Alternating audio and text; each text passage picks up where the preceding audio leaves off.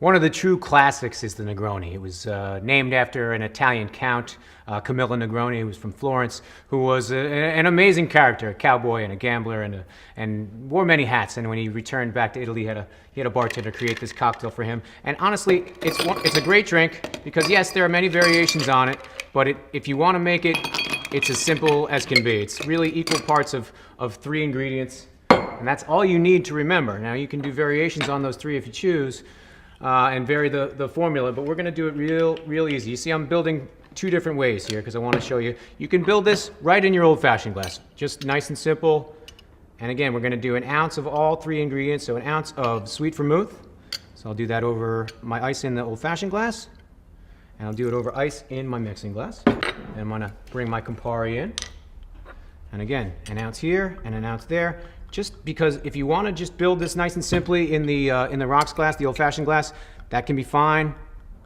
Lots of people prefer it that way. And again, in terms of speed of service, doesn't get any easier than having it already in the glass that you're going to be serving it in, out the door and done.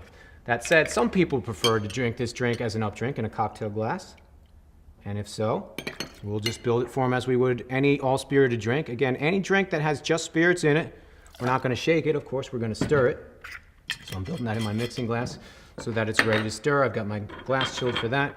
And again, all I need to do is just give this a good stir. Now, reviewing the whole idea of stirring, we stir for the same reason that we shake. We want to make that drink cold. We need a little bit of dilution from the ice. So the process needs to be a nice, easy motion.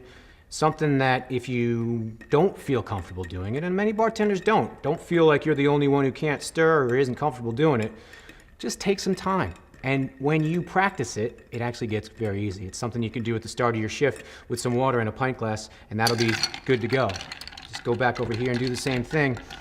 It's one of those little things that a bartender knows how to do well, so that you can be stirring and carrying on a conversation and, looking to make sure that the orders aren't coming in too fast from the service bar, taking care of a customer and greeting them as they just sit down. All the while, you're doing this graceful motion. Somebody walks up to the bar right now, they see you know what you're doing, and they're not afraid to order a cocktail that requires a stir, a classic cocktail, because they know that they're going to get a good one. This one's done. All it needs is a little bit of a garnish, so we'll just do a nice wide peel of orange.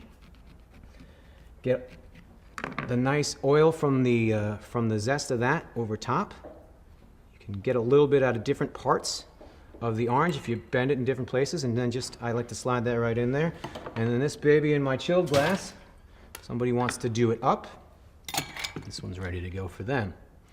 Just strain that out into a cold cocktail glass and do the same thing with the garnish.